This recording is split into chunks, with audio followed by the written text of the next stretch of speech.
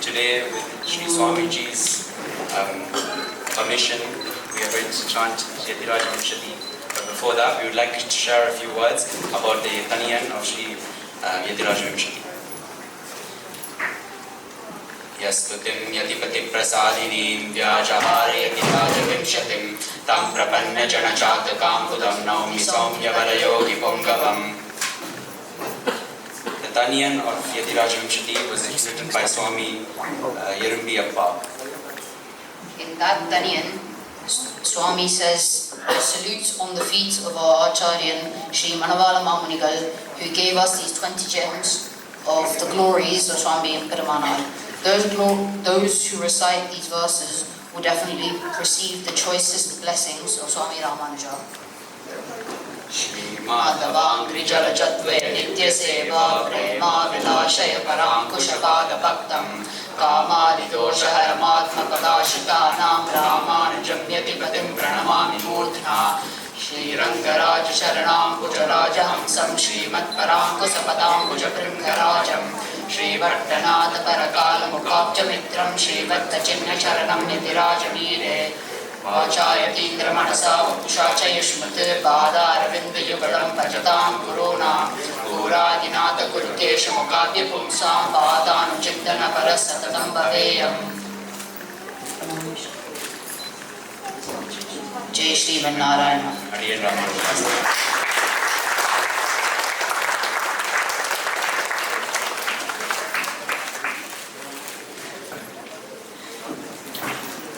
Thank you, Atul and Rishabh, for a wonderful recitation.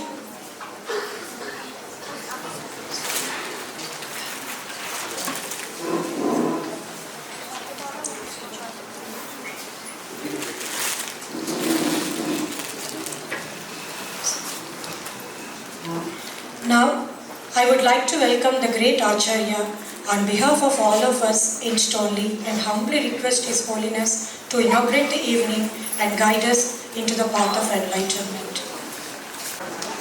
Apadam apahartaram dataram sarvasampadam lokabhiramam Sri Ramam bhuyo bhuyo namamyaham.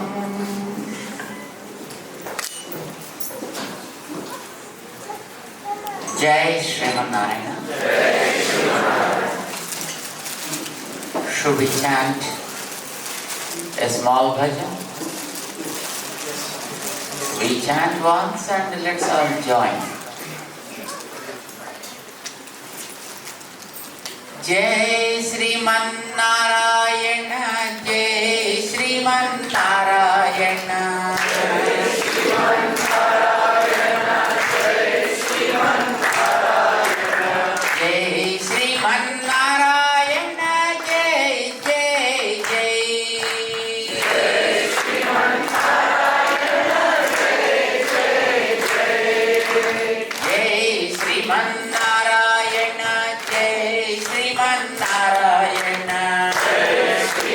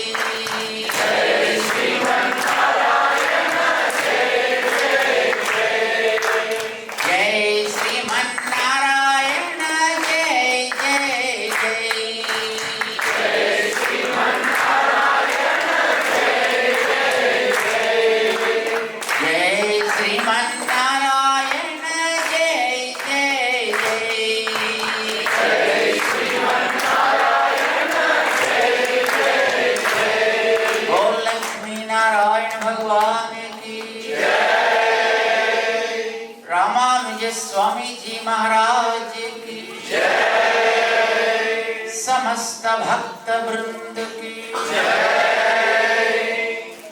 जय श्रीमन नारायण। जय Shriman Narayan. Wonderful audience today.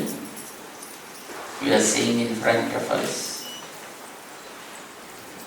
And we are so happy to be with you all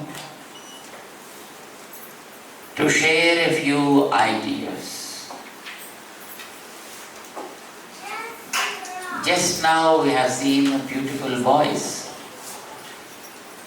chanting nice slokas, glorifying our acharyas. Boys chanting this kind of slokas always gives us a kind of joy in our heart. And before that, we've been there to the temple. In a small place, they made a beautiful accommodation for different forms of God. And the architectural beauty is also exhibited here by probably the Stapatis brought from the original place and made it so beautiful, educative at the same time to the people who are curious to know about the architectural beauty of the Vedic lore. We offer Mangalasasanams to the trustees of this temple who made it available for the people.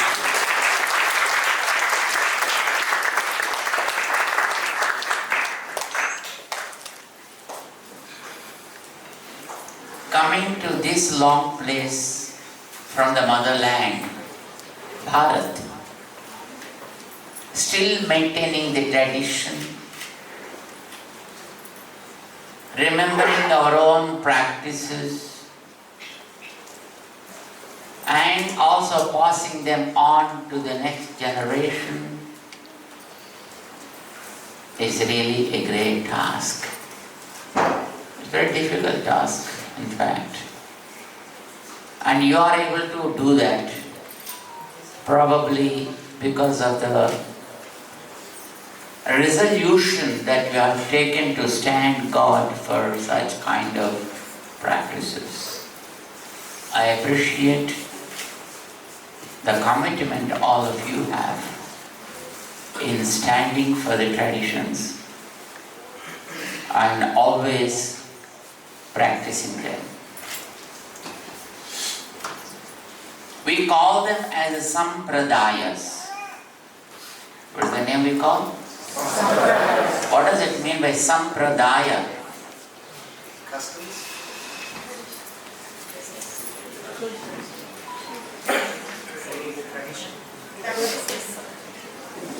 Customs. Practices. Good practice. Simply. Dayam is the property where we have a right from our ancestors. In Sanskrit, it is called Daya Bhaga. That means if your forefathers earned a piece of land, say 100 acres of land, and it came to your grandfather, from him it came to your father, and then it comes to you, you have a right over there on that property. And of course you expect that, isn't it? Especially we Indians. And if they do not give it in a proper way, we have other ways of court and stuff. We fight and get it. It's a good thing, that's okay. But whatever that comes to us in a lineage, it is called Daya Bhaga. And sometimes if the father has 2 children, it is equally divided to both of them and will be distributed. Right? Imagine the grandfather got 100 acres of land and he got 2 children, your father and his brother. What happens then? It becomes 50-50. So first division. And then both of them have two children.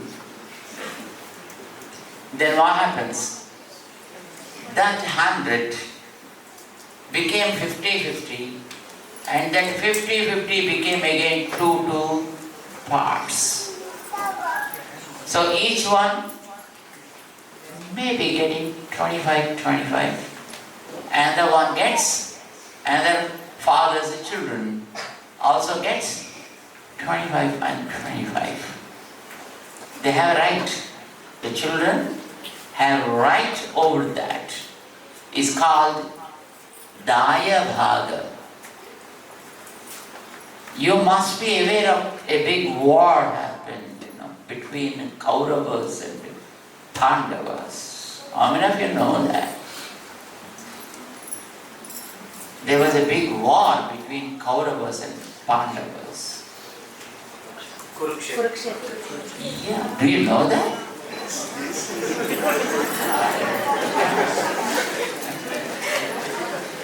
And the name of the war was Kurukshetra Mahabharata. Why did they fight with each other like that? Just for the sake of Daya Bhaga. Pandavas were having some kind of right over the property, country. But Kauravas didn't want to hand over their property for them.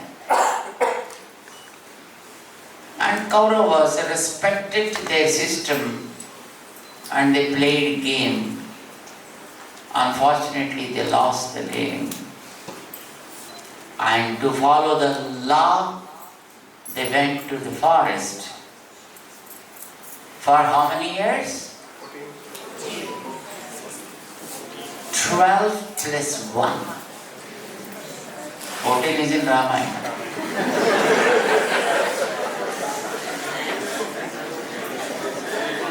They went to the forest for 12 years and 1 year what they call as incognito. Ajnatavasa. They should not be revealed, and if at all they are revealed, again they have to follow the same cycle like 12 plus 1. And even after that, if they come out in between some time, again it becomes 12 plus 1. 13. It is 12 plus 1 only, not 13.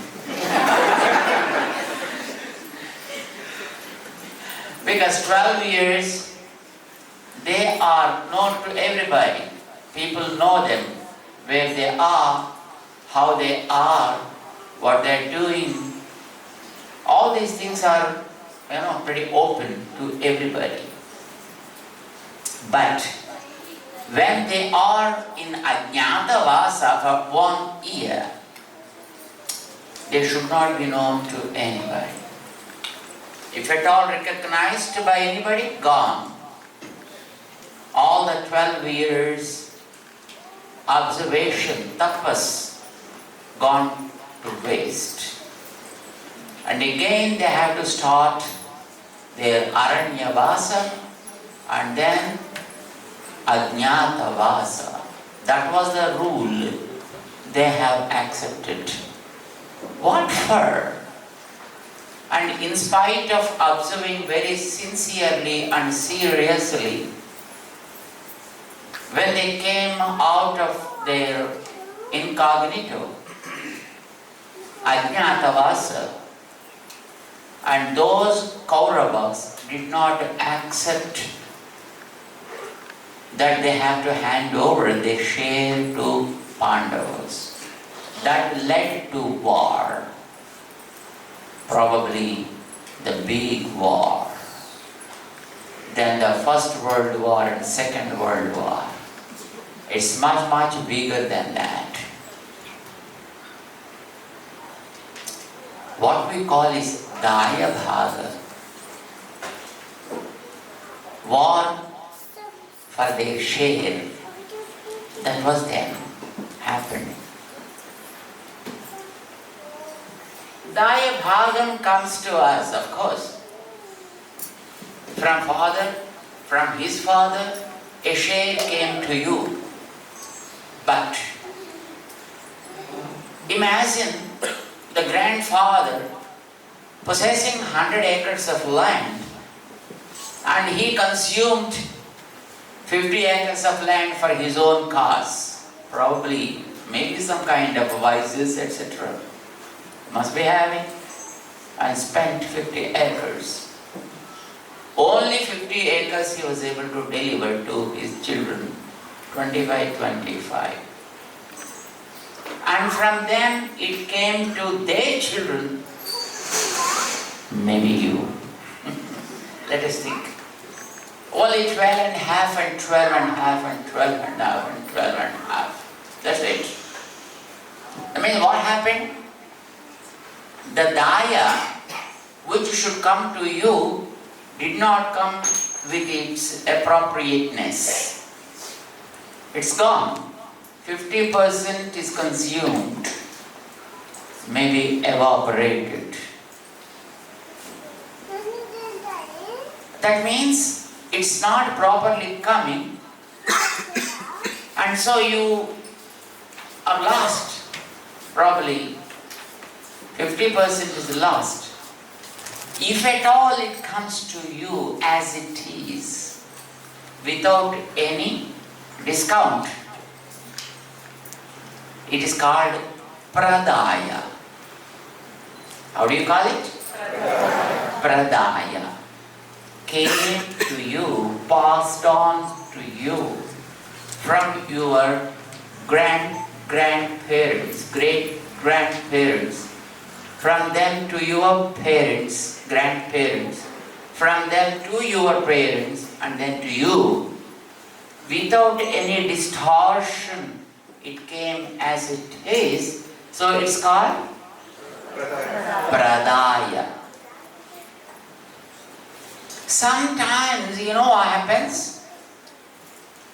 Your great-grandfather gave it to your grandfather as it is, but your grandfather gave that fertile land for fish culture, expecting more money.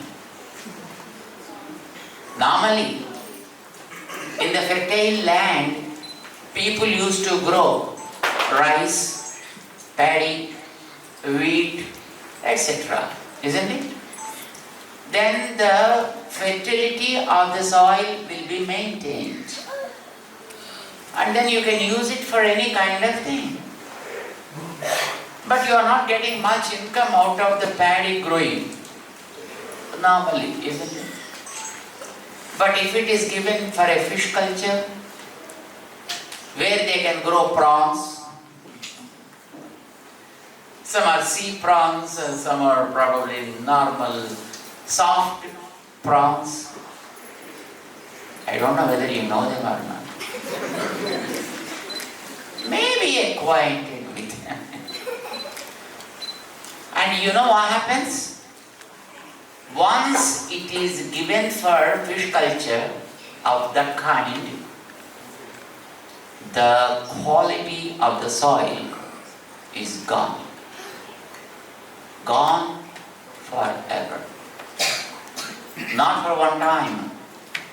Because they grow it every year. Probably 3 times or 4 times. And then what happens? The soil becomes spoiled. You cannot grow again paddy in that land at all. not only your land will be spoiled, but even the neighboring lands also will be spoiled. But it's the money. If you are getting 20,000 from an acre for paddy, and if it is given for fish culture, you get 100,000, 1 lakh. Good money, isn't it? It's pretty good money. And naturally people are allured to grow in such a way. And then they give it to them. In Bharat, probably on the banks of sea, and especially on the banks of rivers, great rivers, many people, farmers, spoiled their lands which are fertile with the paddy growing facility, now gone. They made them fish ponds. But 100 acres came to you. 100 acres of land came to you. But what happened? The quality is gone now for the soil. Is it good? Not really good. But of course, initially you thought, wonderful money, yeah, great money coming. In spite of 20,000 in an acre, we are getting 1 lakh, 100,000. And if your share is at 12.5 acres, that means how much you are getting out of the whole? 1.25 millions. Pretty good money, isn't it? And you are very, very excited to grow like that, and you start growing. One day, there was probably some kind of virus caught up that area, and all the lands gone. So the loss is irreparable then. Once virus caught those fish, that means the whole thing will be lost. What happened now to you? The land came as it is, without any discount, any distortion. But what happened? Quality is gone. If the quality also is maintained as it is, as it was at the beginning, that is your great-grandfather's time, quality is not gone, quantity also is not gone, and it passed on to you well, is called sampradaya.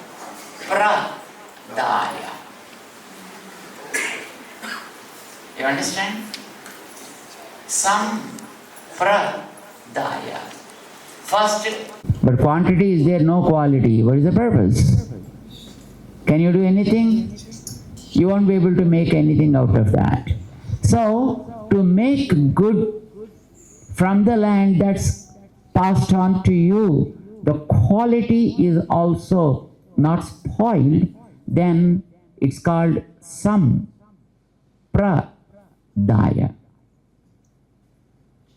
This is with regard to money and properties. My friends, property, money, wealth comes and goes. There are much more valuable things than money. They are practices, traditions, usages and customs. They are also a kind of property. Why nowadays across the world people from Bharat are respected? Do you know? By seeing what? Is it your beauty? Huh? No. But is it your wealth? For sure, no. Then why people from Bharat are very well respected and people from other countries are craving to visit Bharat and be there and learn something from them? What is that? It's not external property, it is inner property. What we call the Vedic knowledge, the Vedic richness, cultural heritage, by seeing which they are so surprised and fascinated. They want to be there. They want to just give up their everything, spend time there in the presence of great people, want to learn something, practice something. And probably you must be watching wherever our Prime Minister goes, there they people receive him chanting mantras. Did you see that? How wonderful it is. Our people do not know those mantras. Sometimes our priests do not know those mantras. But they people, the locals, learn these things, practice them flawless, and receiving, our leaders chanting those mantras and dancing the native, what you call the dances and stuff like Bharatanatyam. What is that you call?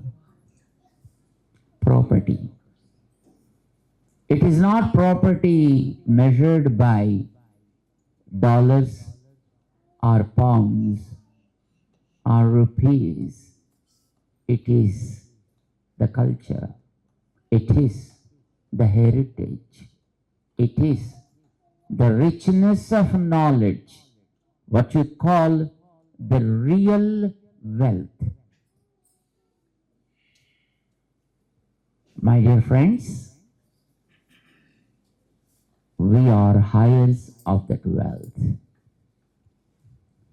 But are we preserving that wealth with us is the biggest question now. Are we standing God for those riches?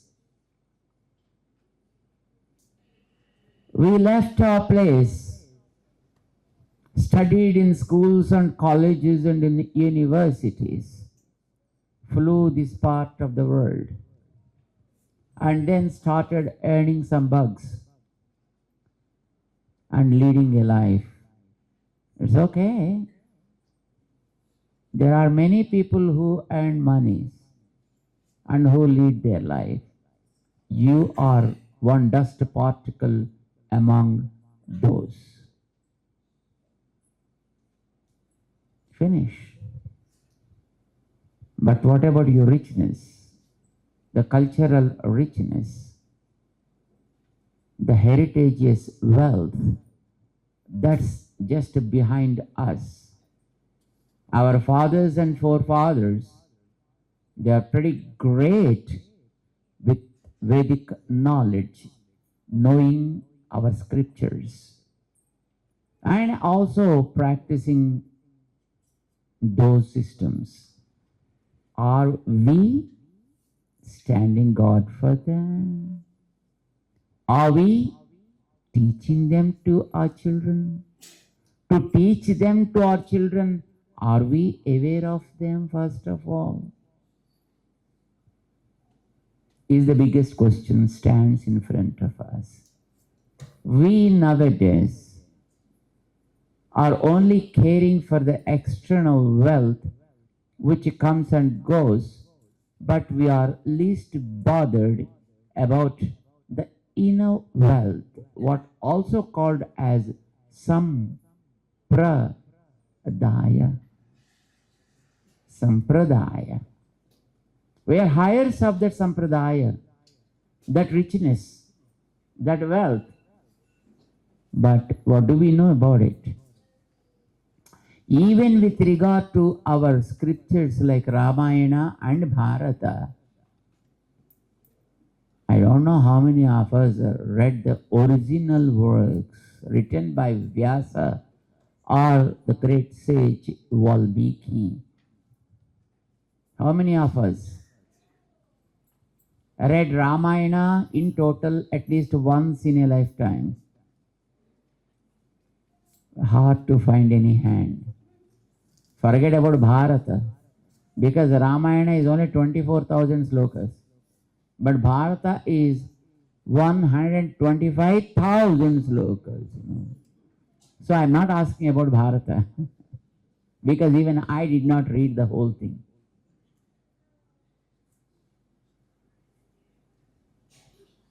We know anything about by watching movies. Yes or no? Anything you talk about Rama? Because we watched the movie, the Ramayana. We talk anything about the Pandavas and Kauravas?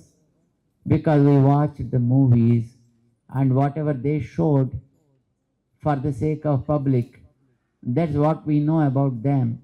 That's what we argue with.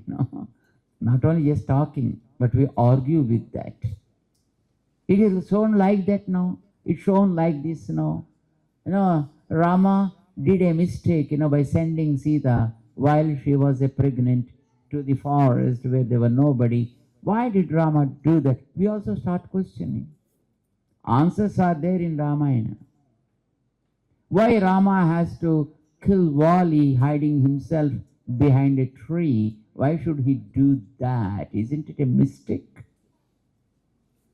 We keep questioning. How many of you know Hanuman is a great bhakta? Oh, that's great. Do you know where Rama resides? Huh?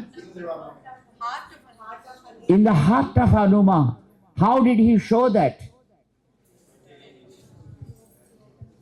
He torn open his heart and just showed, look, Rama is here.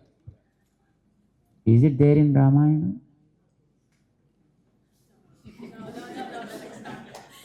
We don't know that.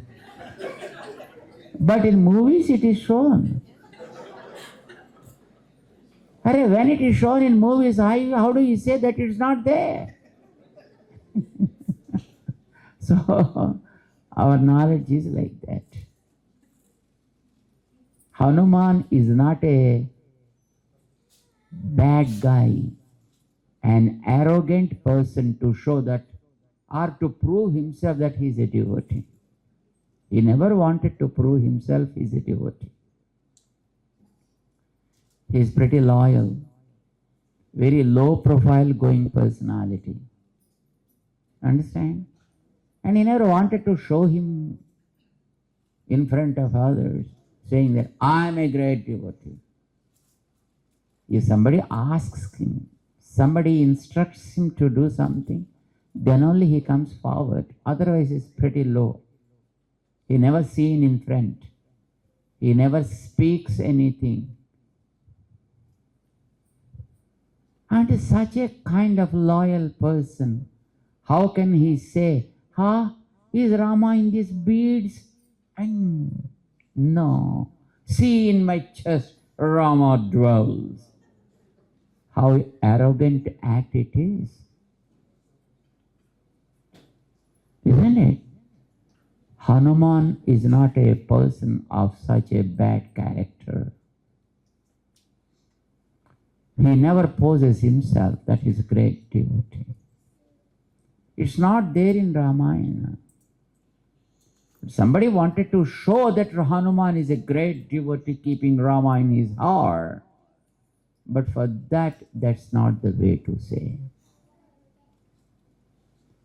It always, shows arrogance, isn't it? Or why he needs to prove? First of all, if it is a jasmine, it need not say, hey, I'm jasmine, see my fragrance. It only happens in TVs. But in reality, jasmine never shows itself that it is so fragrant. Fragrance comes on its own. You go in search of such a flower. The flower never exhibits. They never demonstrates that I have this and that. Yes or no? You go in search of that. Do you know the champaka flower? Champaka. Do you know that? What does it mean by champaka? Sampangi. How many of you know sampangi? Yeah, that is called champaka in Sanskrit. It's called champaka pushpam. Wherever there is champaka pushpam, even serpents go in search of that flower. Do you know that? Even serpents. They are very much fascinated with the fragrance. And just they go in search of that and stay somewhere nearby. And the flower never advertises, hey, I'm so fragrant, get me. Wherever there is knowledge, the world runs after that. Bharat was a place of knowledge. It was the hub of knowledge from the Vedic times. And thus people go in search of that place and they seek the guidance from the acharyas of the land. We are the heirs of that knowledge. How many of us are in that path nowadays? See, this is a big question, isn't it? We lost connectivity, and then we are, of course, very busy with our offices. We are busy with our works. We are busy with our businesses. And we are, of course, earning good monies and trying to lead our lives. Not caring for the practices, the real wealth for which we are. In a right royal way, we are the heirs. My friends, this is the need of today. That keeping as goal, our organization came into existence called Jeeyar Educational Trust UK.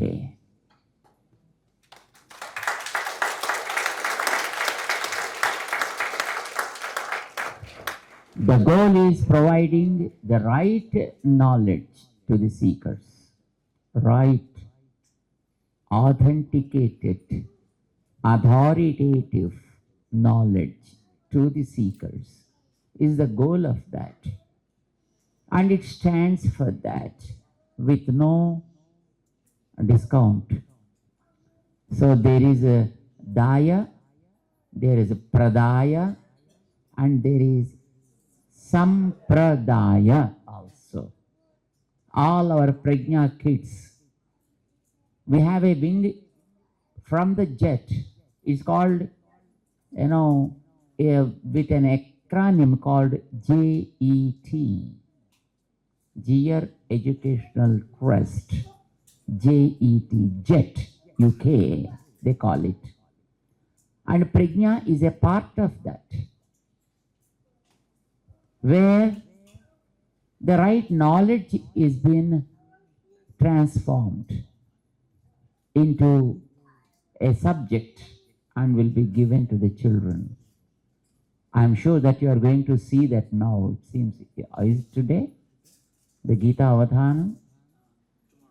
5th July, Saturday. 5th July. Yeah, today is 3rd. 2nd. Oh, still 2 days. Okay. Through prajna, we educate our children, of course, not only children, but even our parents. Because whatever is prepared for kids, it is an educative stuff for parents first. Then children use it. If parents are educated, then their children become good. Probably you must be hearing, there was a magazine monthly called Chandamama. How many of you know that? Chandamama. No?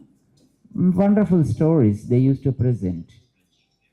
Sometimes authentic, sometimes just for the sake of stories they used to write. It is actually started for kids. But do you know who used to read it more? Not the kids, but most of the elders. They used to enjoy reading that Chandamama, isn't it? So remember, any content prepared for the children is an educative stuff for the parents as well. So our JETUK prepares a course called Prajna, and now of course is available in few modules, and which is very, very beneficial not only to the kids but also to the seeking parents, interested elders. How we have to conduct ourselves, how we have to make every activity of ours as a spiritual one. Our scriptures never stopped us in doing our routine activities. Right? You want to eat food, right? How many of you are interested in eating food? You think it is a wrong question. No, I am asking very seriously. How many of you are interested in eating food? Because everybody needs that. So Vedas never said stop eating food. They never.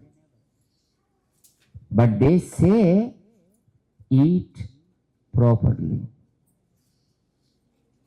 Lord Krishna said in Bhagavad Gita, Yuktahara viharasya. Yukta ahara. That is what he says. Select good food. Eat appropriately. Swamiji, we are eating very, very appropriately every day. Tell me, I'll ask a question. If you purchase apple, what do you do? Can you tell me in a perfect way, step by step?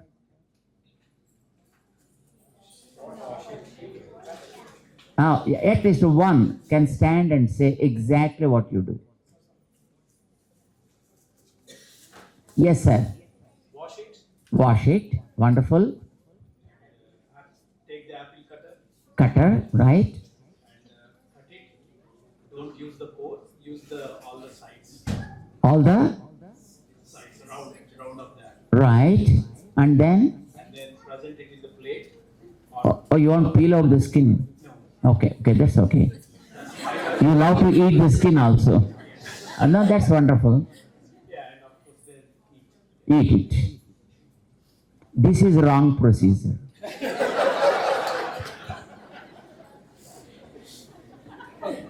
One other thing we do generally is just before eating, offer. You got it now.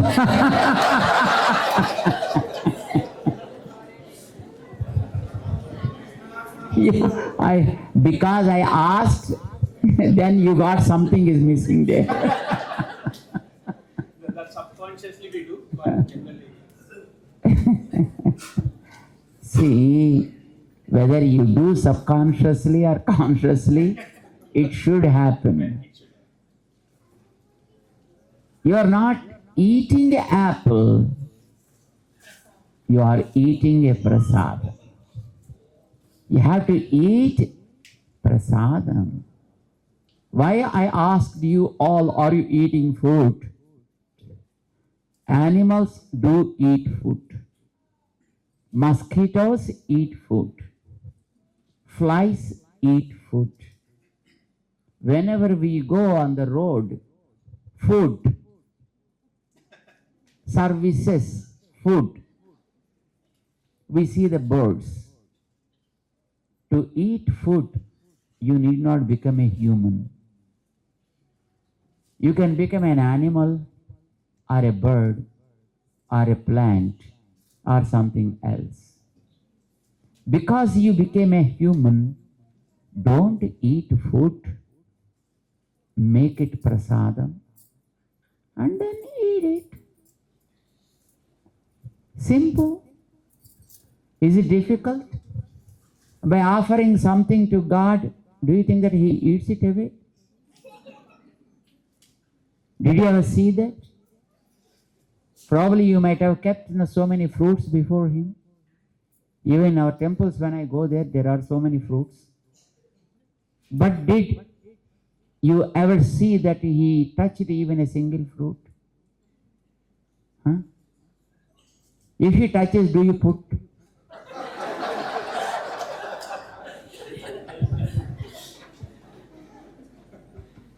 He simply returns everything, And then why can't you put then? You should be scared, if he starts eating. When he returns everything to you without any question and without any discount, you offer 1 dozen, 1 dozen is given back to you. And it becomes a prasadam.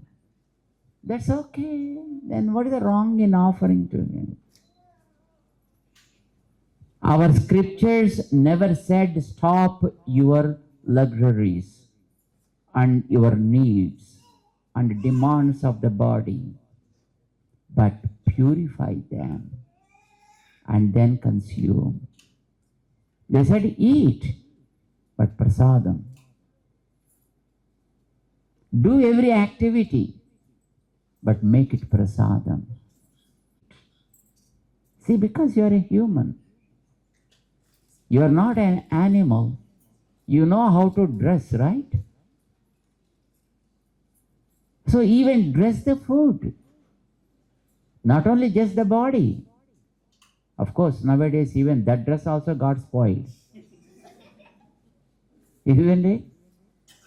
In olden days we used to dress properly. But nowadays there are many changes. In olden days, if there are any holes, then we used to stitch them properly and then dress. Now you cut it and then you try to wear it. The more cuts, the more holes, the more cost it goes. Right? See how surprising the things are. Even dress also got spoiled. Food also got spoiled. Style of living also got spoiled. Practices got spoiled. So my point is, there is a rich wealth given to you in the form of practices, in the form of usages and customs. But we lost that wealth. That is what I say. Seeing this wealth, to know this wealth, to own this wealth, people from other countries, those who are highly educated or wealthy, giving up their wealth, that external, that physical wealth, the mundane wealth, and they are coming back to Bharat and trying to learn things and practice things and own things, and they are trying to spread that in their areas and to their people. But people from that area are just flying abroad, giving up everything and trying to lead another type of life, which is, I think, probably has no meaning at all. You understand what I mean? We lost Sampradaya. We used to wear wonderful sikha in olden days. Everybody used to have the sikha. Now I think it's almost disappeared. Even the priests are not wearing that sikha nowadays, unfortunately. The scholars are not wearing the sikha, unfortunately. Because the men are wearing sikha, ladies started wearing, big sikhas.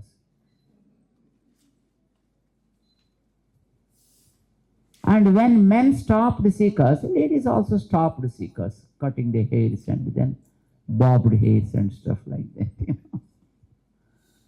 Nowadays it's become something, just a piece in the exhibition, which otherwise used to be the lifestyle. There is science behind everything, my friends. What I say? There is science behind every practice. But even our science, what we call as science today, should have that capacity to identify the greatness of some practices. I think most of you people know well, eating food has a process. Can anybody stand and say how you eat the food? What is the step-by-step process?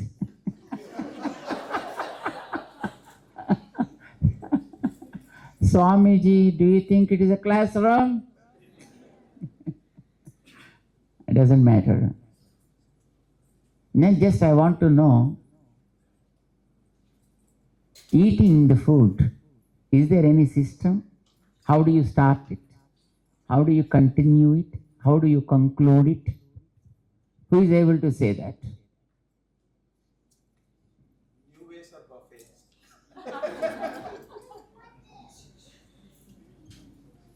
For your survival, what is observed? That I want to know. Anybody? Yes? Like 5 things. One is Srinda tree. After we put chutney and pura, then payasam. Payasam is juice for Okay. and pulihora annam. Every day.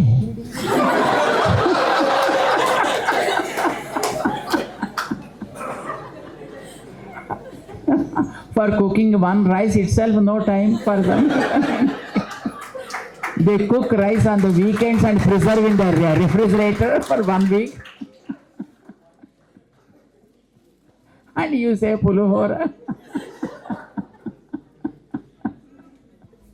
And payasam every day. I asked the procedure, how do you start?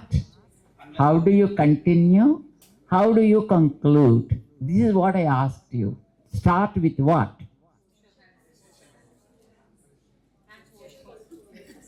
చేతులు కడుక్కోవాలి first. Okay.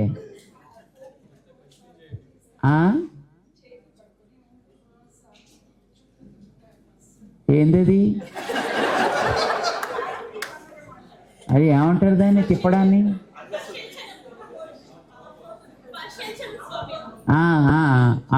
That's good. At least their name is known to some people. Parishaychanam. Okay, that's good. Okay, then that is one thing. Okay, next.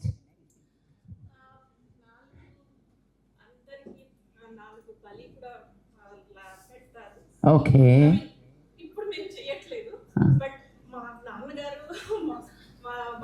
వాళ్ళు చేసేవాళ్ళు అది గుర్తుంది. అదేదే మా తాతలకి మూతులకి మీసాలకి నేతులు ఉండేవి. అందుకనే స్వామి ఎవరు లేచి చెప్పట్లేదు, వచ్చేస్తున్నాము అని కూడా మాకు తెలియదు. మాస్కాలే తింటున్నాం మేము ఇప్పుడు. No, no, I am not asking about whether you are offering bali or not. That's not the thing. You understand? But at least now, how do you eat? Yes, Amma. Hand wash చేసుకుని దేవుడా thank you so much for giving food అని అనుకుని Very good. Phone చేసి thank you చెప్పి wash చేసుకుంటాం. అరే ఆ భోజనం ఎలా చేస్తారని అడుగుతూనే భోజనం చేసి అంటారండి.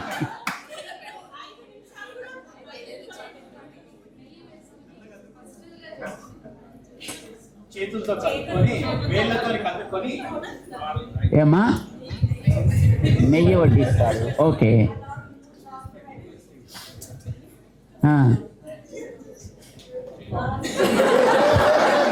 That is the fate of ours today to hear this kind of things. My point was pretty simple and very normal. I did not ask very critical philosophical questions to you. You know? మొట్టమొదట we eat పప్పు. అది మీరు సమర్పిస్తారో చేస్తారో తర్వాత విషయం. I am not asking what you do before eating. I am asking what is the procedure of eating. First you eat pappu, then you eat patsadi, then you eat curry, then you eat sambar, and then charu. And how do you end it? పెరుగన్నం. Yeah, సరే పెరుగో మజ్జిగో. Either you may be using buttermilk or you may be using yogurt or curd, whatever it is. Procedure. What I said is a procedure. Why you have to start pappu first? Why you have to end with curd or yogurt or buttermilk at the end? My question, do you understand? Why you have to start with pappu and end with buttermilk? Why should you start with buttermilk and end with pappu?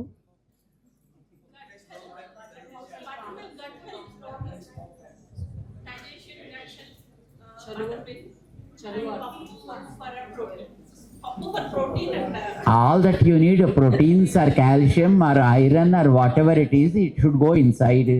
Whether you put it beginning or middle or end, what is the matter? What does it matter?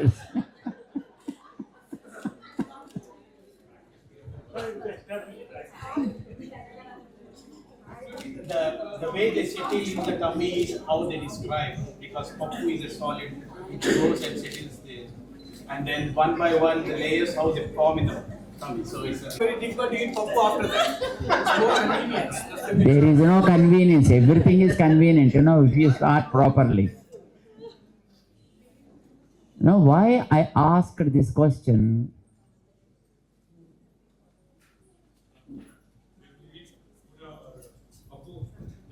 The acidic content is very high because in the stomach has because it is more basic, it actually neutralizes so that at least you won't get any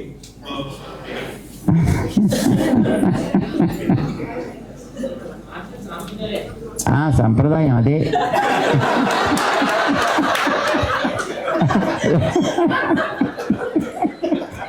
That is what I am asking, the sampradayam. Why the sampradayam has come?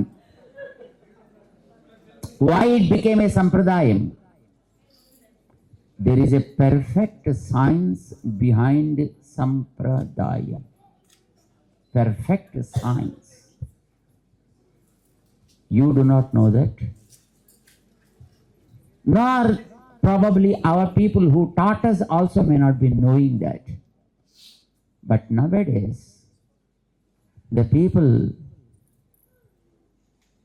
in big universities like Stanford, they made a research and then they came out with a paper after eating food. At the end of the food, eating a cup of buttermilk is really healthy. End of the food, eating a cup of buttermilk is really healthy. They came out with a great paper, a research paper on that. This practice, even in our very, very uneducated village people also know very well. They also practice it. That is how the customs and systems were formed in Bharat. I don't know whether you have ever visited any 7-star hotels. Did you? Even 5-star also you might not have gone. Forget about the 7 stars. You know, there are 7-star and 9-star hotels in Dubai, in the Palm. Do you know that? We did not visit, but we heard so. There, at the end of the food, they give Milagu Tanir. Do you know that? They give a dish called Milagu Tanir.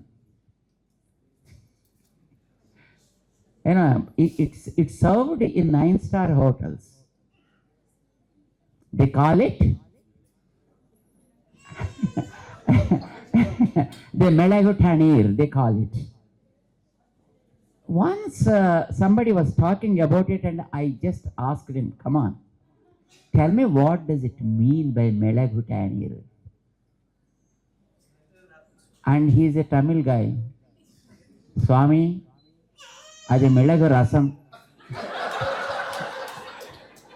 He simply said, Miriyal Charu. Miriyalu in Tamil is called a Milagu. Tannir is water. Charu anamata.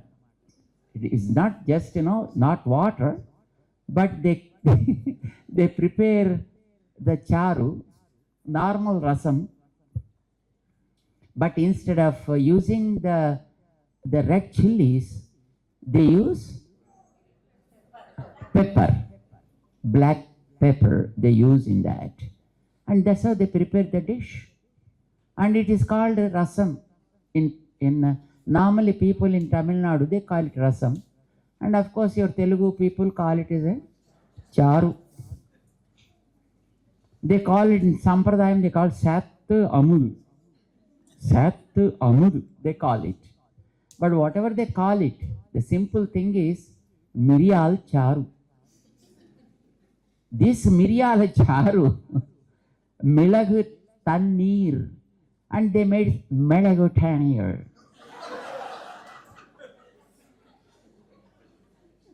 And they specially prepare it as a dish and serve it end of the food. Of course, they charge $5 for that. for a small cup of that Milagu Tanir, they charge $5 or $10. Dollars is not the question.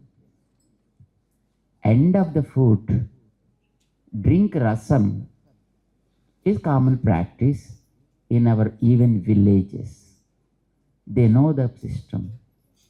They not only know the way to eat foods, but also they know what should eat first, what should eat next, what should be there at the end, how you have to conclude it. All these things, they used to have a wonderful practice.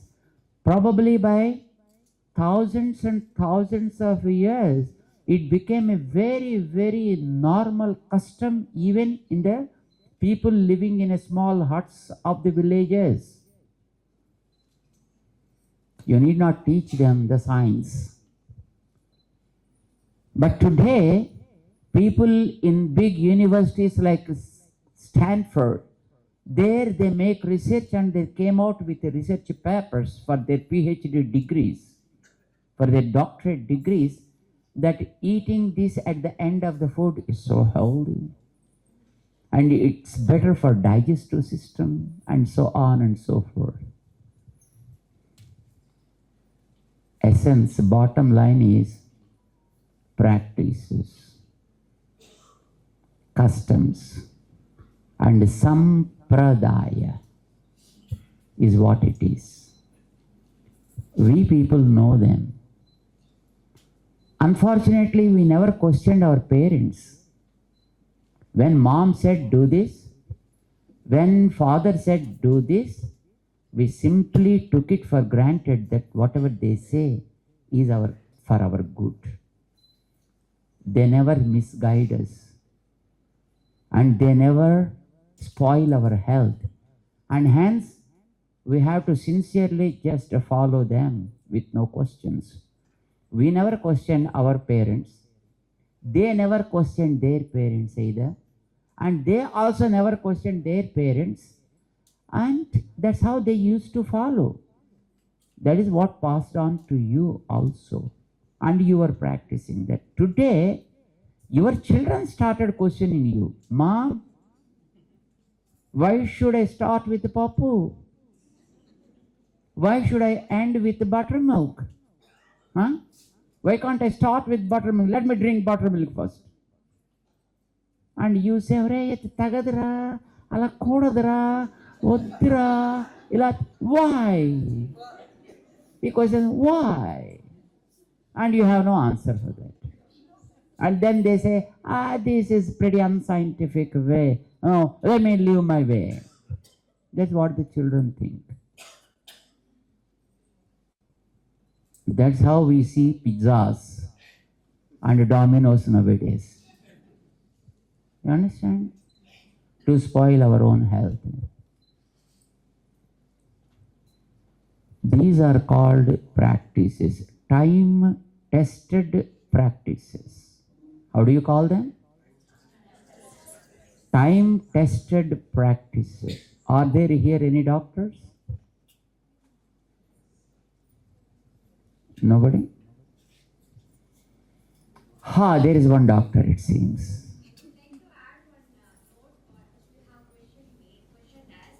When we start with generally, yes, we start with a pickle, which is added preservative with more salt in it, with more chili in it. It creates digestive enzymes.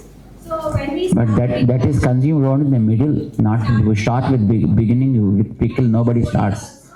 It creates digestive enzymes because you have garlic in it, and then And sorry. Even we don't use garlic.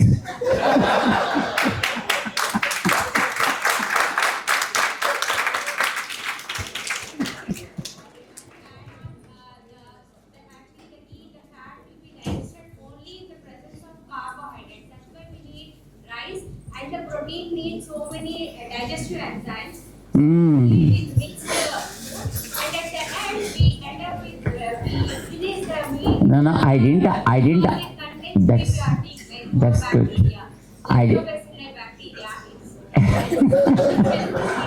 I didn't ask you to say all this description. What you have consuming today, you are consuming today, are also unscientific in many sense. That's what I want to say.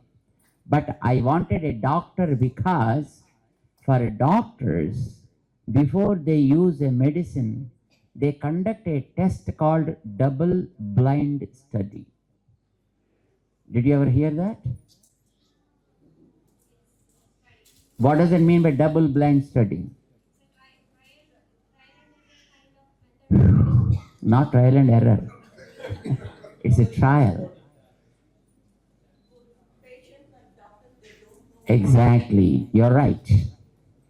They prepare a medicine, and the medicine must be tested, and the result must be universal, for which they select 100 patients and they select 100 doctors who are treating on the patients, they create some medicine, some placebo. They create the medicines, few with real medicine, few placebos. No medicine will be there in the capsule.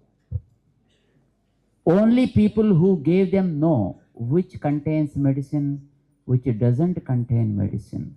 Neither doctor knows, nor the patient knows. Right? But doctors, thinking it's a real medicine, they give the medicine. Because sometimes you have very good faith in doctor. Even the doctor gives something, a piece of paper also, it works. You know, one doctor gave a prescription to a patient and said, see, this is for you. Then get it, make 3 doses, and then take 3 times. Next day, patient came to doctor. Doctor, I was cured.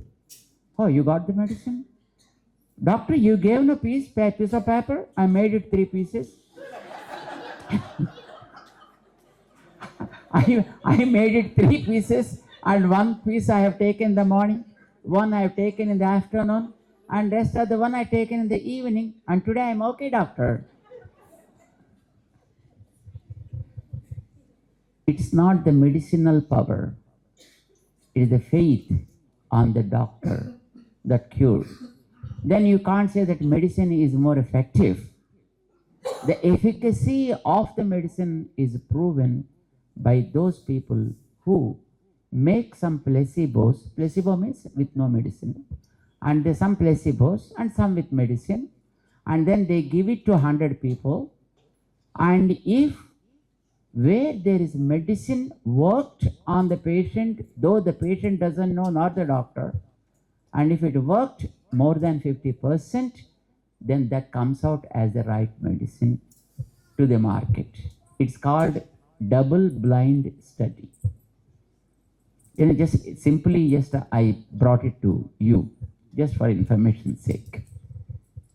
Similarly, not knowing by the practitioner, not knowing by the teachers, those practices which proved to be good, to be healthy and good for the society, such practices only called time-tested practices. How do you call them?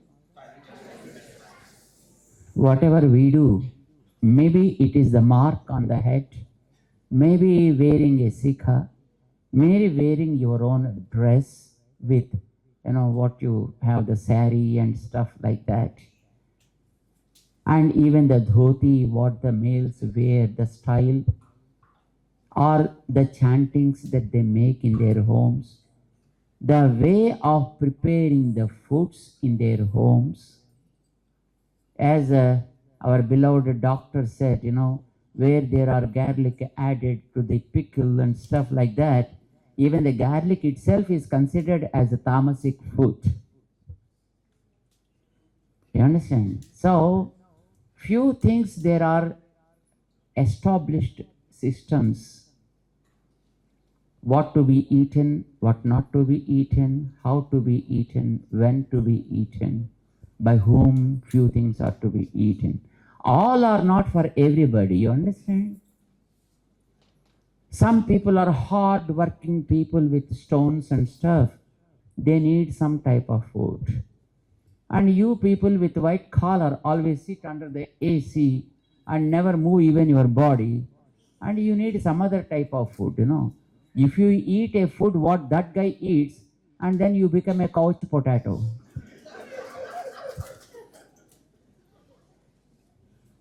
And the type of food what you eat is given to that hard-working person, that guy will die.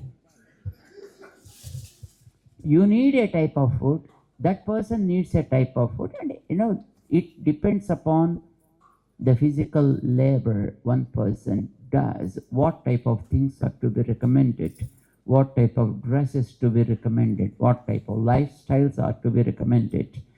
These are very well established and our temples made as centers to talk about them. You understand?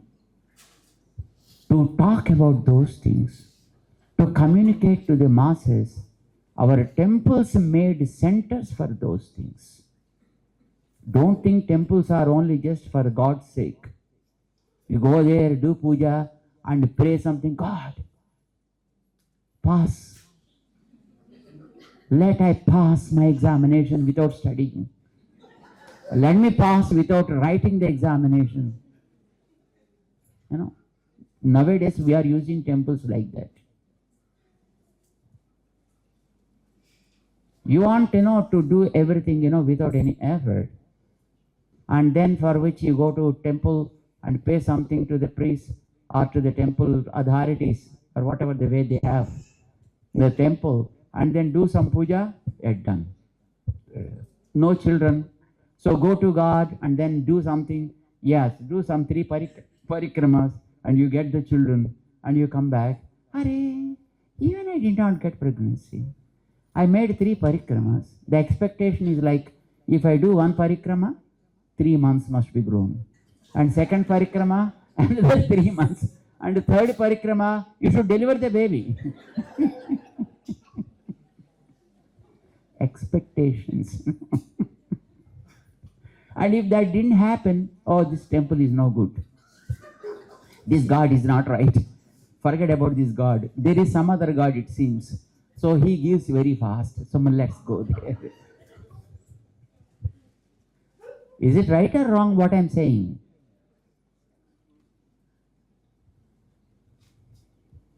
I'm not just for joke, I say, but how the things have been distorted.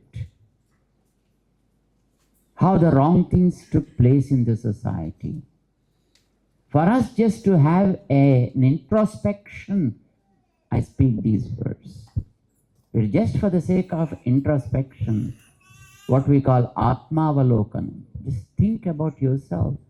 As that lady said, my forefathers used to do that, and my fathers used to do that. Of course, we are not doing anything here, but we know. That is, at least she is able to remember that they were doing. But her children, for sure, do not know such kind of things at all. ఏమమ్మా మీ పిల్లలు కాకని తెలుసునా అది?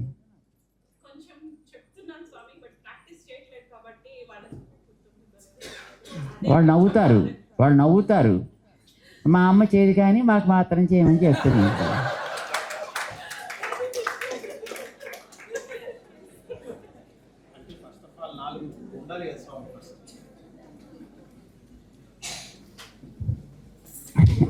So, our temples are not just places to worship God. Normally we think temple is a place for God, right? Is it right thing? Is God limited to temple? Where else you can find God? Don't cheat us. You say everywhere, right? Okay. What is this?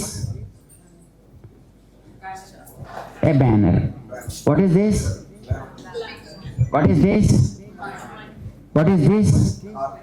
Then why do you say God is everywhere? You're calling it is a carpet, you calling that is a lamp, you calling that is a banner, you call this is a microphone. And you say everywhere God is. If it is everywhere, then you should say, what is this?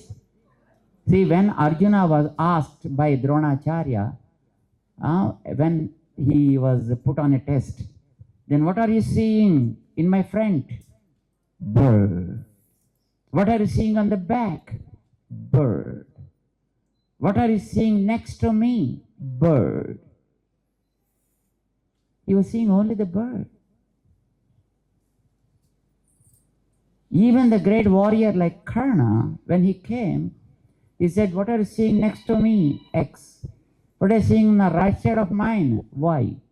Who is there in my front row? A. Who is on my back? B. Shoot. We could not. But when Arjuna was asked the same questions, then he said, whatever the question may be, he was seeing only one thing: bird, bird, and bird. When asked to shoot, shooted it down. If we see the God is everywhere, I think you would have said, this is God, that is God, that is God. Definitely people call you a crazy guy.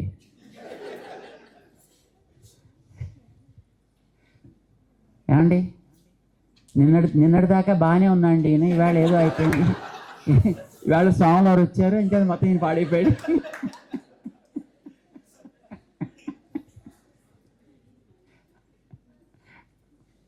That should not happen anyway. Right? So, where else you see God? That's my direct question to you. Inside.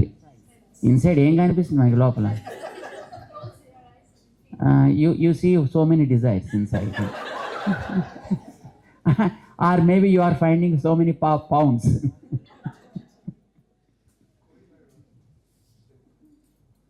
How many of you have puja mandirs in your room? Great. Who is there in those puja mandirs?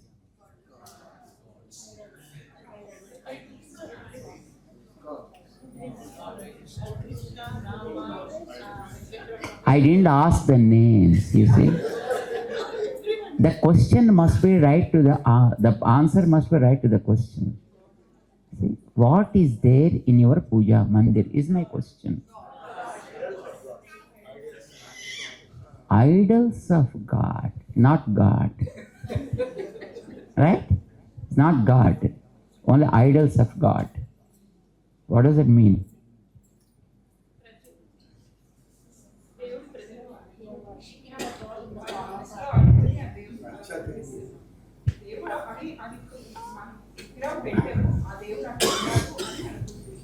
అంతేకాని దేవుడు కాదు నిజానికి.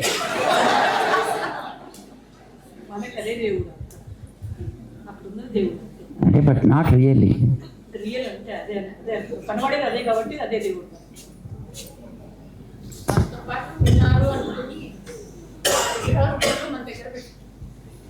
That is the biggest problem of the present generation, the current generation. If you ask another religious person, even the child, able to answer appropriately.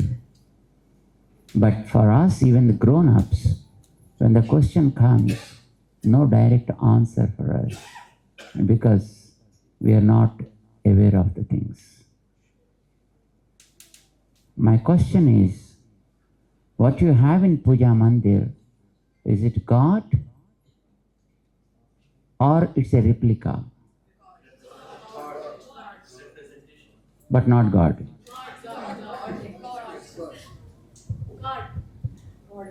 See how much confusion prevails.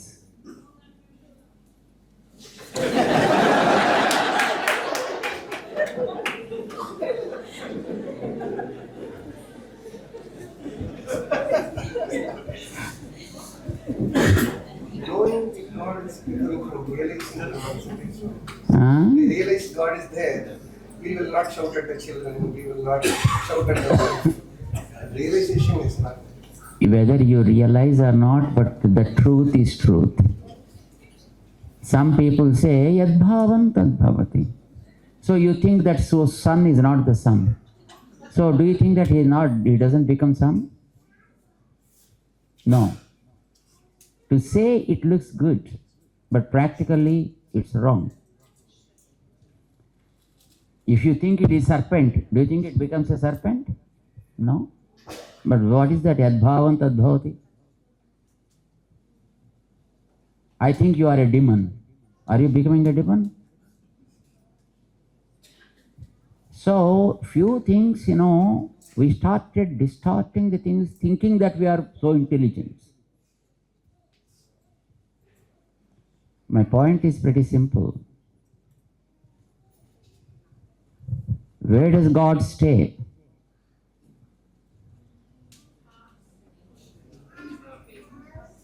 Where does God stay?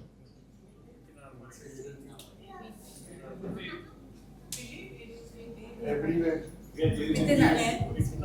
Where there is a beard. Even he stays in dust, dirt, in every particle, every inch, every atom of this universe. He is all pervasive. Antarar bahishya tat sarvam vyapya narayana sthitaha.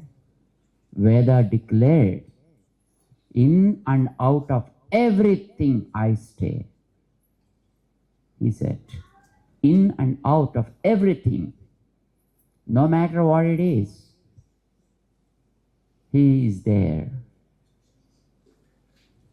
That's how his name became Narayana.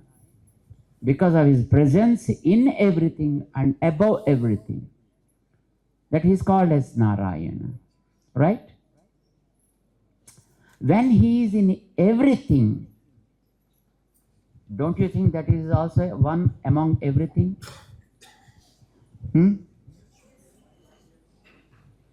Even the chair, is it not a part of everything? Then this also should become God. This also should become God. Why you are not calling it as God? Do you know the reason? Simple. The form you have created and the name you have assigned, making your vision limited there. The form and the name, whatever is created, putting the limitations. You have created this kind of stuff and you called it as a chair. The name given to that is a chair, to that shape.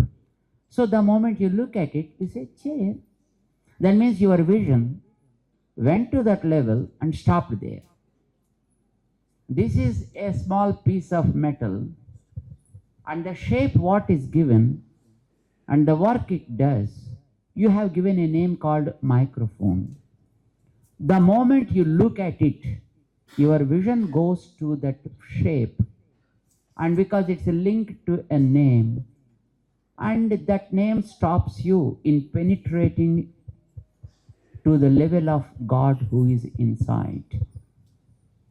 Same with us too. This kind of form is given a name like a human. Not that God is not here.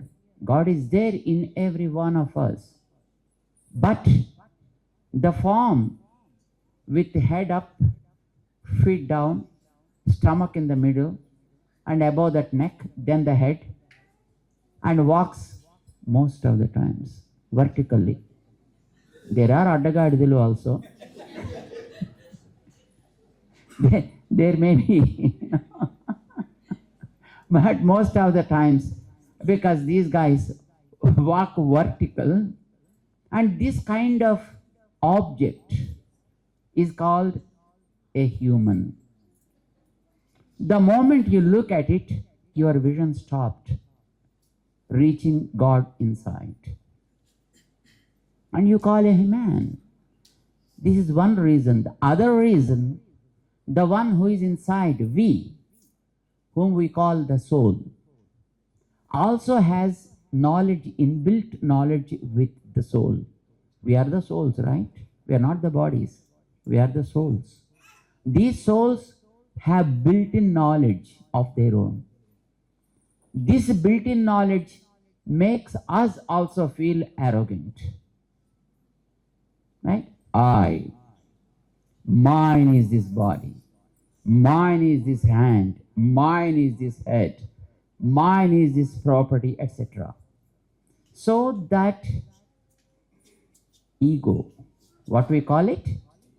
The ego also makes things worse here. And then we start posing as if this is ours.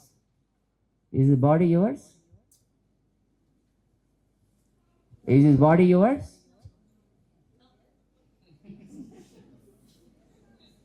Yes or no? We are confused. If this body is not yours, right. You are right. Because you are a doctor, you know well. Because you are licensed to send many every day.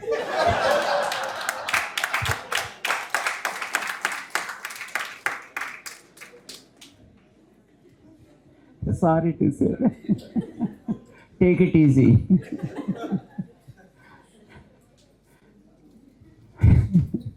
Bodies are not ours. Are these bodies under your control?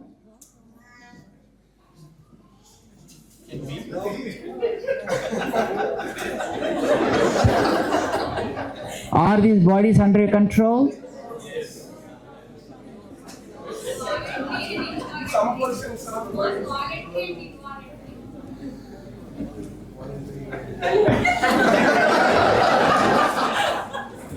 Voluntary and involuntary. I'll ask few voluntary actions. Should I? Please stand, doctor. Sorry to trouble you. Stretch your hand. Is it a voluntary or involuntary? Voluntary. Again, bend your hand. Again, stretch. Bend backward.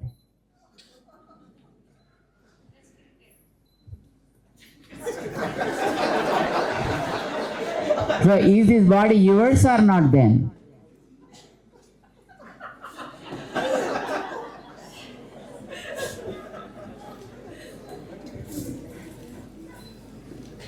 Please sit it.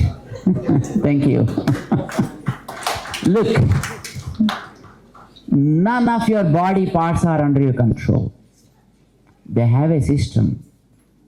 You simply following them. If you go against that, it is lost. Doctors will be there again to take care of you. Pediatricians are always ready with their hammers and stuff. Carpentry work. So, what you need to understand, these are foreign made. Your bodies are, don't say that make in India. You think that these are made in India, but not really. Nor made in UK, nor made in China. These are made somewhere else. He built the system and gave it to you, as doctor said, for temporary use. Once the period is over, no doctor will stop you, can stop you also. You have to just quit the place, and you have to see that it should be disposed of in a proper way. And you are doing that every day. Of course, you may not do every day, but doctors do every day. They keep on disposing of a few every day, from their hospitals. Bodies are not ours. They are given with a purpose. You understand? But because they have a kind of shape, a name is assigned for that shape, and your vision goes up to that and stopped there. Though there is someone called soul inside, but not known, and there is God who is behind that soul, is also invisible, and we won't see that, and hence we don't know that. Shape and name, to say that just I came to this line. The shape and the name restrict you to realize the actual stuff that makes it. What makes everything in a shape and form and name is God. It's called God. So God is everywhere. Though He is everywhere, we won't be able to see Him because our eyes are weak. To see normal things also, we needed another 2 extra eyes sometimes, right? For many people, right? So these eyes are pretty weak. These naked eyes have many limitations. And those things which we are talking about, the soul and God, etc., are not seen by these kind of eyes. I think a very simple thing. Here are so many sounds. Are you able to hear any sound? Except my voice. And sometimes you are laughing. Here are so many forms moving around us. Are you able to see them? There are forms. Do you know that? Yes or no? What do you know? There are so many forms all around. But if you take a TV and turn it on, you can see those forms. You understand? They are there, but you can't see them. They are in a different form. You have to again translate them to a visible form through a device, what you call TV set, antenna, etc. And that changes the format of that particular figures. Then you can see them on the screen. Then you realize, for the things that are already there, your eyes are not really capable of catching them. So how do they catch the soul and God? So they won't. It doesn't mean that they are not there. You are incapable of visualizing them. That much you need to understand. Okay? So God is there everywhere. But because there is no form and name, or you have given other forms and other names, so you are not able to reach God in every part and particle of this universe, of this nature, of this world. But where you give a specific name like God, there you are able to connect. You went into the temple, and the moment you look at the figure, you say, yeah, God. Why? After all, it's a piece of stone. Why you call it is God? Huh? The same stone they brought and made a pedestal.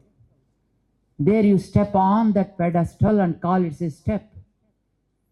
And from the same mount, they brought another piece of stone and carved it as a deity and kept it there inside, and you call it God. What made difference? Form and the name. Form and the name. They make a lot of difference. When you see, if you understand the form and name concept, I think what is there in your puja mandir? Is it God or not? It is God. You are able to connect there because there is a form and the name also you have given. Yeah, this is Rama. When one is holding a bow, Rama. When who is holding a flute, you call Krishna. When who is like this, Narasimha. See, the form, whatever just you see, and the name you are acquainted with, connects you to God, who is everywhere. He is everywhere. There is no doubt about it. He is here also.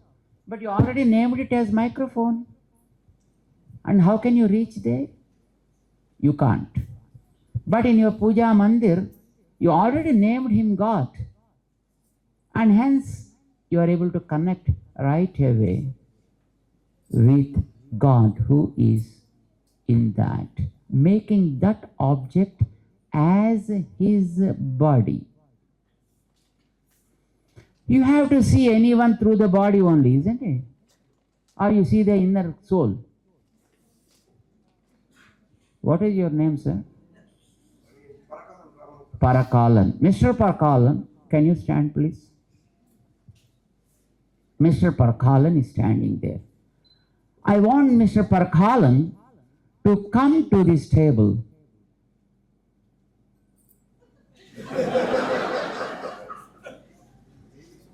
Yes. Wait. Keeping your body there, you please come here. Can you come? So now, my question to you all is, are you seeing Parakalan or his body?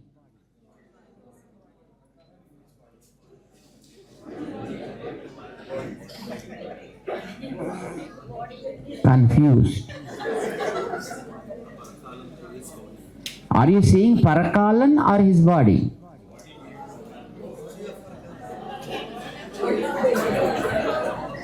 You are seeing Parakalan only. See, you see through a body only. Without body you can't. You see anything through a body only. You can't see anything without a body. You need to understand, when you see a body, it belongs to that inner power. Same with God. Whatever you have in your home, in your own puja mandir, is it a body of God or not? Then is it directly God or not? When you see him, is it a right Parakalan or not? Or an identity card is given, his citizenship is given, and payment is given for him every month, and he is earning his own money. Yes, sir? Yes. Are they giving to your soul or to the body?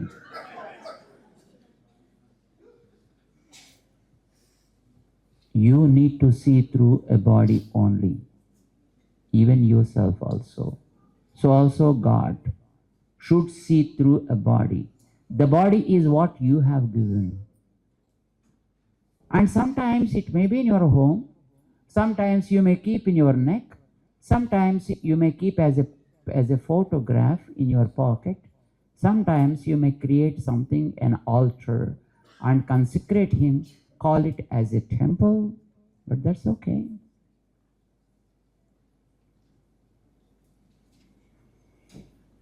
Now, the real question I am asking you, did you see God?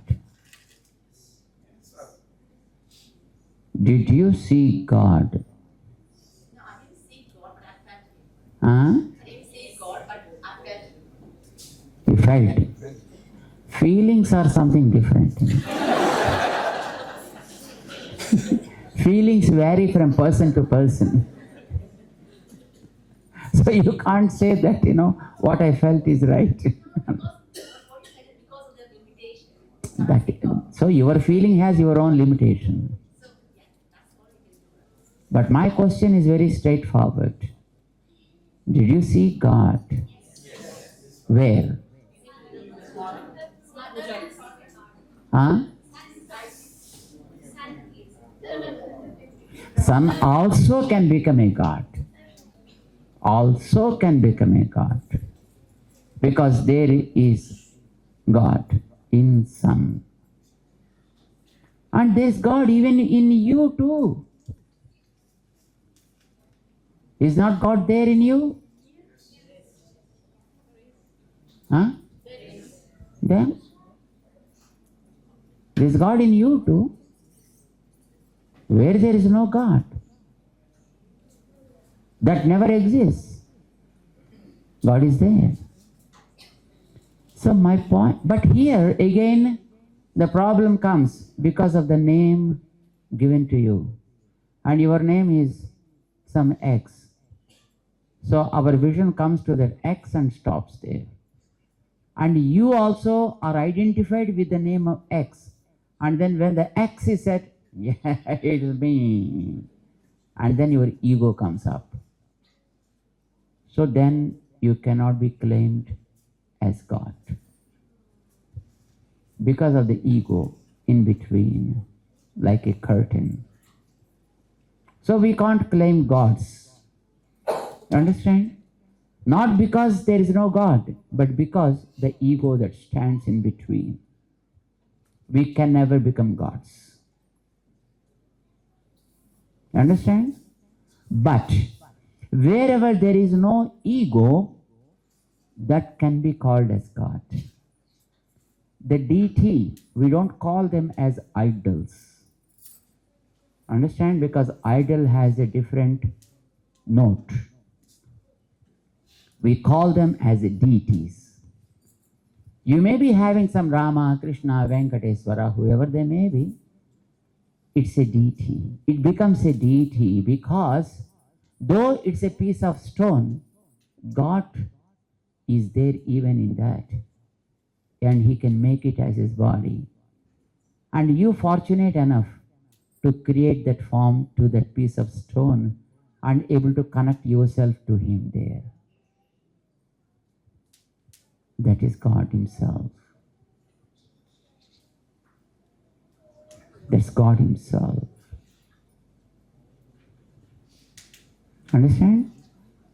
So whatever you have in your puja mandir is God himself. And that deity is God himself. Don't say replica. Don't say representative of God. It's God himself. And he chose you. So he came to you. He is with you. To accept whatever you do. Sometimes you may slap him, but still he is okay with you. He loves that from you. So he came to you. And he is with you too. Understand? And you may not be knowing any mantras. Still that is okay. But whatever you babble, he accepted that babbling. And so he came to you. That is for you. For individual sake. But for the sake of community, there must be a system. So that is the temple which follows that system. Like a priest and stuff. I'll give you an example. You have a home lamp, right? Light in your home. You have right? Why you need a street lamp then? When each home has a light, why do you need a street lamp? And when there are street lamps, why you need a home lamp? The lamp has a limitation that the area covers. They have their own purposes. They have their own purposes, right?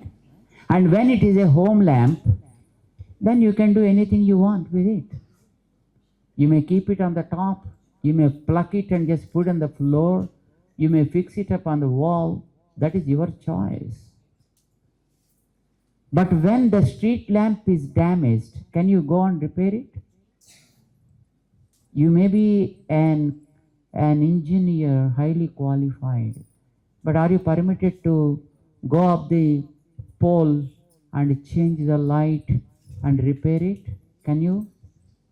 There will be an authorized person. He may be a 10th failed candidate. But still he is authorized. So he only can climb, can repair and put it. Isn't it? Same with the temple system. When it is your home, God chose your home as his abode, and then he is happy with you. Whatever you speak, whatever you put, whatever you say, whatever you eat, everything he accepts for you. And he is okay with you there. But it is not for everybody. It's exclusively for you. But when the community comes, there the temple comes. And there some rules and regulations. A priest is needed because he is authorized there to deal with. How much qualified he is, don't ask that. That's why I gave the example. He may be a 10th failed candidate to climb the pole and change the light, but he is only the authorized person. Same with the priest. He is only the one who is authorized, and so he can do that job. This temple.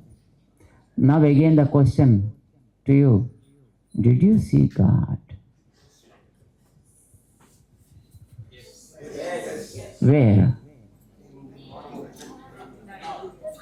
In temples and in your homes, wherever you have puja mandirs, there only you have to see God. Don't say God is everywhere. You can't see. Don't say God is in my heart. You can't see. He is there. There's no doubt. But you won't be able to see. So don't try to prove him there. Don't try to prove him everywhere, though he is everywhere. But you can physically see, you can physically do something where he is in a deity form. Right? That is temple, what you call. So temples are the places of God, not to seek desires, but it is a place where you can learn the traditions,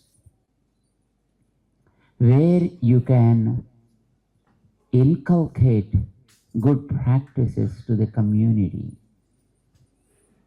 And for that, we all need to be there.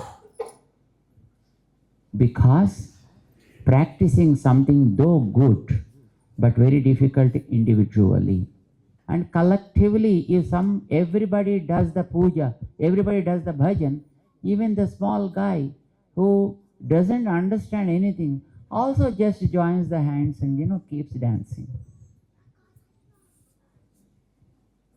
That is there, a collective effort will be there, and a place to make collective efforts is called a temple. And whatever the practices that they do are the time-tested traditions, time-tested practices, sampradayas. That's why they call sampradayas. Even whatever is done in a very biggest temple like Tirumala is also a sampradaya. Whatever is done in our temple also is a sampradaya.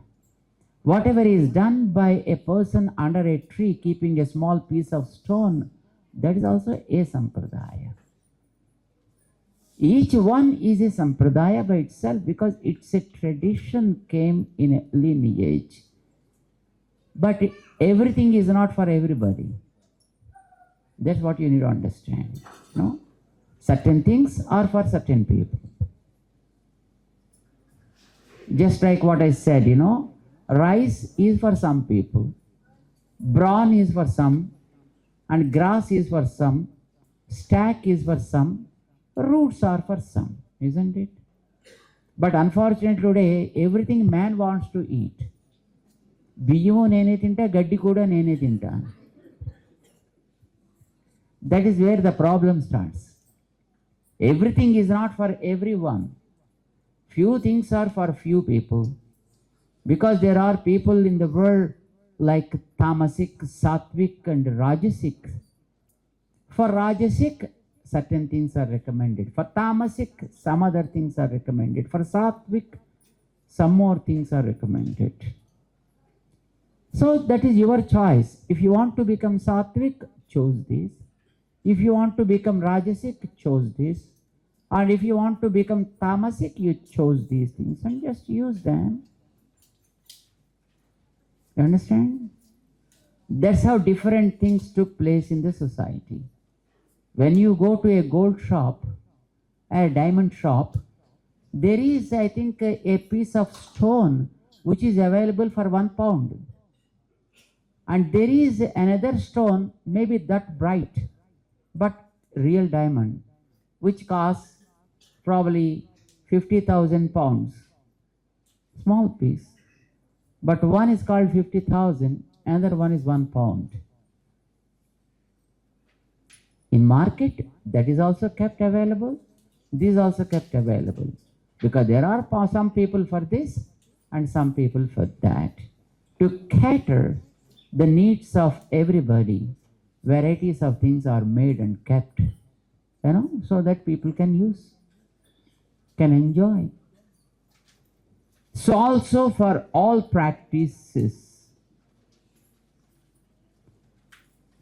whatever the practices may be, temples became the centers and homes became the places of practice. Temples became the centers for teaching. They are not just for prayer. For prayer you can do in your home also. But this is a place where you can learn things. This is a place you can learn.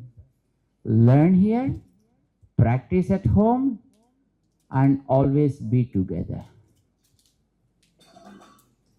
That is the life. That's what our ancestors taught us. And we need to stand for those values and see that our children learn them. That is what actually our Prajna is trying to do through some kind of courses. And of course, there are many children who learn them. And of course, even in that learning, there are many techniques, and which probably on 5th, what is the weekday? Saturday? They are going to demonstrate some skills what they learned through Prajna. How many of you know some stotras? Any stotra maybe? What stotra do you know? Vishnu Sahasranama stotra. Okay. Can you say Sarvas Sarvasi Vasthanuhu? Right. What is the previous sloka for that? We don't. We go forward. We can't go backward. Right? Because our vision is always forward vision. But our Prajna students are such. Not only forward, they are able to go even backward.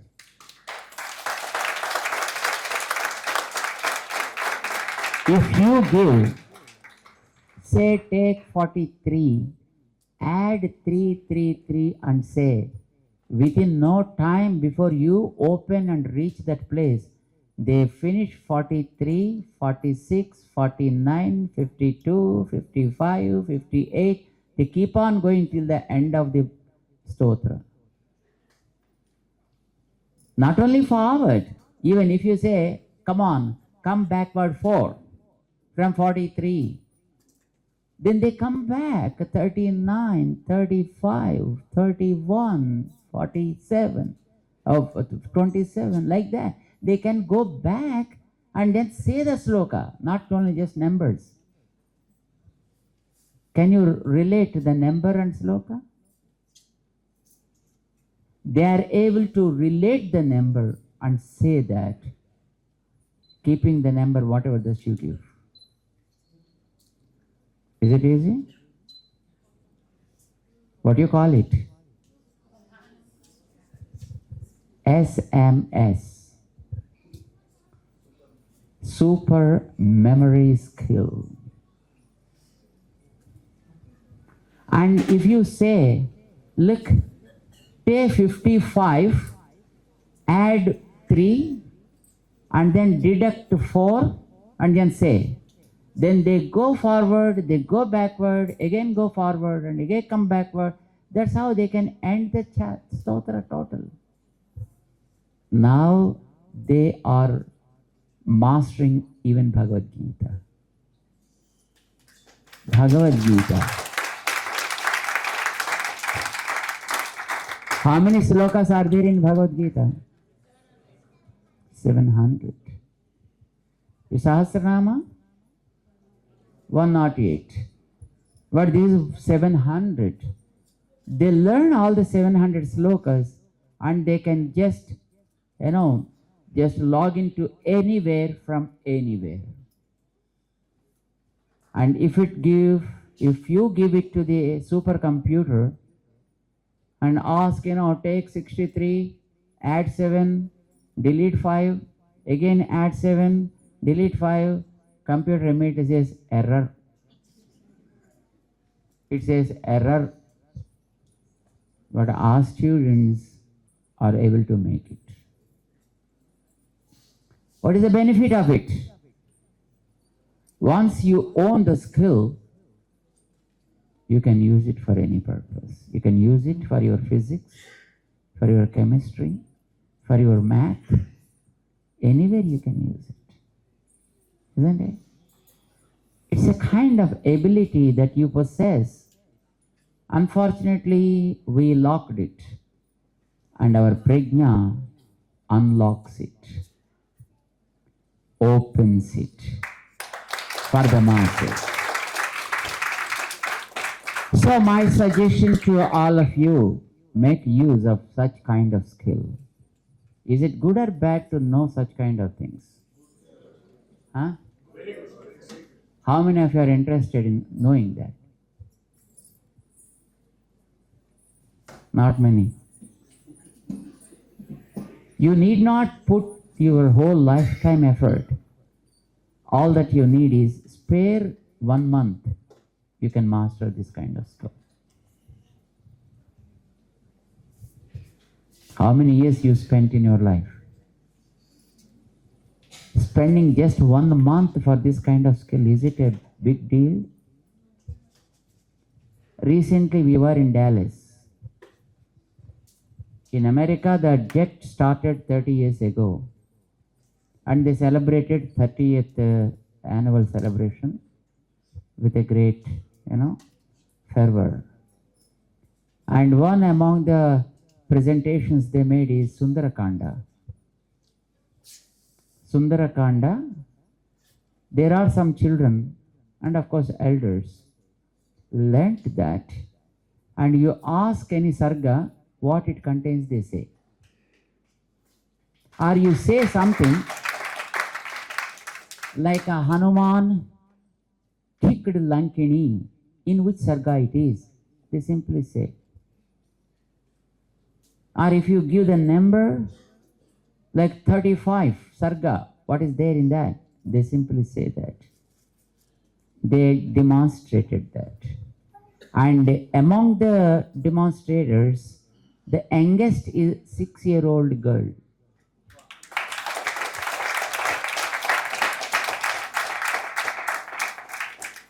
You have to see JetUSA website, jetusa.org website, you have to see. Probably you will be able to just understand that. Youngest was 6-year-old girl, and eldest was 47-year-old, a lady and a gent, both. And you'll be really surprised to know that the 700 slokas of Bhagavad Gita Avadhanam, what you said just before, like, coming front and forth, was demonstrated in Hyderabad at the Statue of Equality, just during the February. And the youngest was a 8-year-old girl, I suppose, and eldest was 80-year-old lady.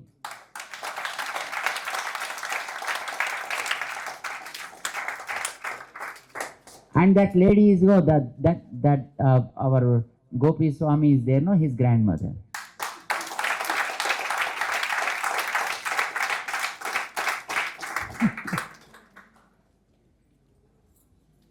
Is it good to acquire such a kind of skill? That is what our prajna does. So I suggest, be a part of prajna. Learn that. And try to practice it.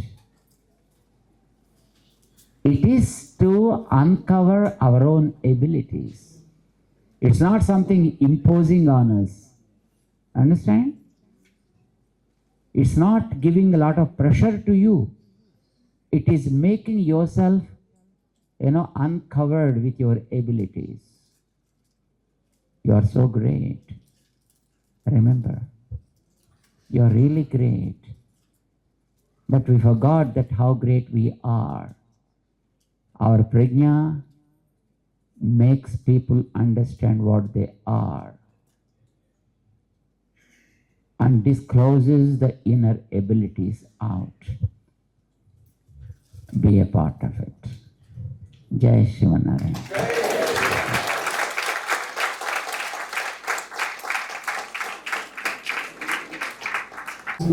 It's not full-timers. Only they give 4 to 5 hours whenever the camp is conducted. And all this is done at free of cost.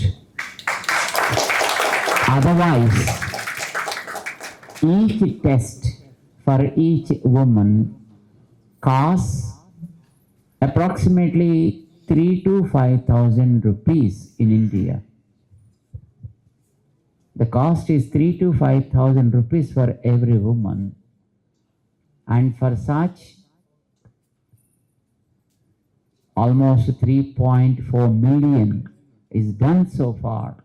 And it's a regular process. It's an ongoing process because there are many teams all over India.